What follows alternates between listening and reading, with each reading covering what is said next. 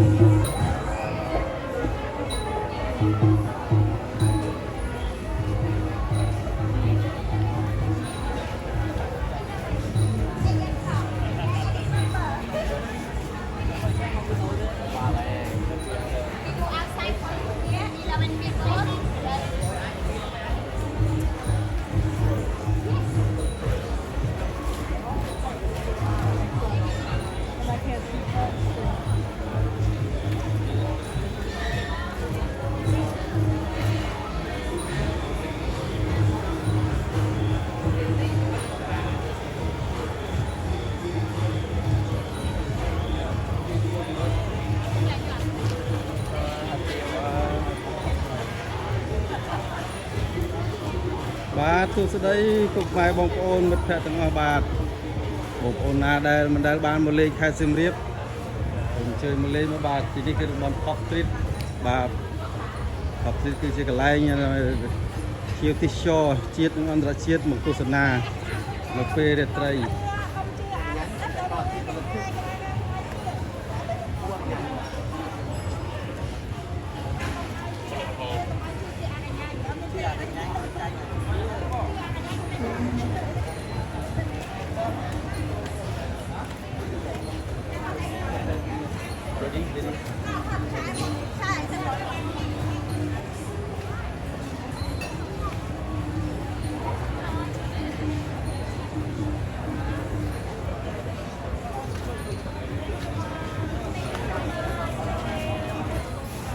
Okay. Thank you.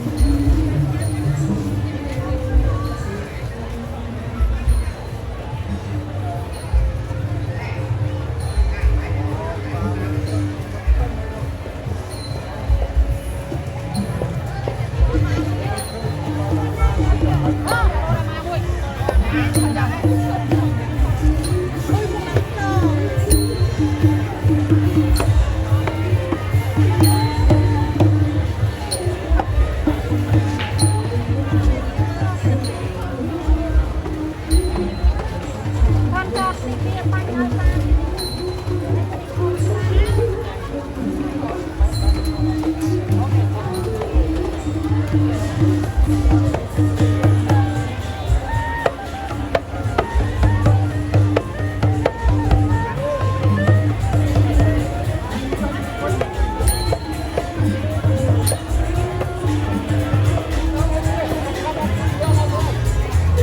ថ្ងៃនេះដល់ថ្ងៃសុក្រ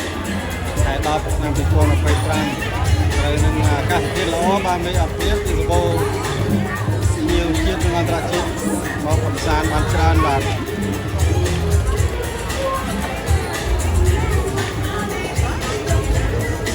បាទសូមអធិស្ឋានផងបាទកាមេរ៉ាមែនទៅជាជំនាញកម្មានេះបាទកាន់កាមេរ៉ាទៅជាត្រង់បាទ